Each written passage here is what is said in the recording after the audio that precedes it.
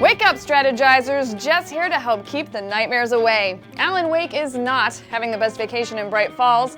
His wife has been taken and shadowy figures of the night are trying to kill him. Well, it's time to fight back and see the light. The Insomniacs here at IGN have put together a beginner's guide to combat an Alan Wake. Follow these tips and you may just be able to survive the darkness.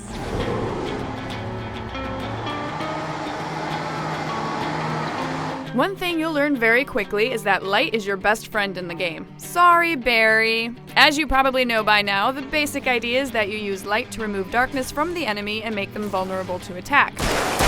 If you find yourself outnumbered or low on health, run towards the nearest street lamp. Not only will it fill up your health, but all of your attackers will disappear once you enter the light. If you're in really big trouble, drop a flare behind you as you run towards the light. The flare will keep guys off your back and buy you some time. Just remember to watch out for incoming axes and picks that'll be thrown at you. Where do they get all those anyway? Speaking of flares, get used to the idea that you can either drop a flare on the ground or continue to carry one after lighting it. Hold down the right bumper if you want to carry one around and make your way out of a pack of enemies. Likewise, dropping a flare will give you time to regroup. You'll get time to reload, change your weapon, or wait for some of your precious health to grow back. Also, drop one by a generator if you're trying to start it during a firefight. Generators are really handy. They can often provide enemy clearing checkpoints or, at the very least, giant light sources that can eat through enemy defenses. Let's move on to your flashlight. Boosting your light will chip away at enemy shadow shields faster, but it will also drain your battery more quickly. You'll know how much shadow needs to be removed by paying attention to a little circle of light that shows up when you target an enemy. When the circle disappears, you're good to start shooting. Don't forget that you don't have to boost your light all the time. Sometimes it's better to keep a weak beam of light trained on an enemy and wait for your flashlight to recharge. It will take longer to lower their defenses, but you'll probably be grateful for the extra battery juice later. Another handy flashlight tip is that if you quickly boost your beam at any enemy, they'll often get stunned and momentarily stand in one place.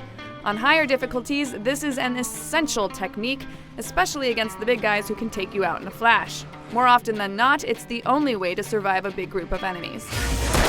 And speaking of a big group of enemies, the flare gun or flashbangs will probably save your life on more than one occasion. They are great for taking out a large number of baddies at once. Just be sure to let them group together before you fire. The flare gun is also great for taking out those pesky birds. Oh, and here's a general inventory tip. Use your stuff. Once an episode ends, you'll lose all the items you've worked so hard to collect. Sure, it's fine to hoard your flashbangs until you get to a major fight, but don't be afraid to utilize them. You'll be sorry once your little stash of weaponry is taken away. And finally, we have the dodge move. The timing of this move is a little tricky, but it can be a lifesaver. Do it a few moments before an attack comes your way. Practice makes perfect here. And while you can dodge any direction, we had the most luck dodging straight back. This is more of a personal preference, though. For more tips, tricks, and judgmental statements, head on over to guides.ign.com. But the fun doesn't stop there. Follow us at IGN on Twitter and let us know what life-saving tips you want to see in future episodes. I'm Jessica Choba, and we'll see you next time here on Strategize.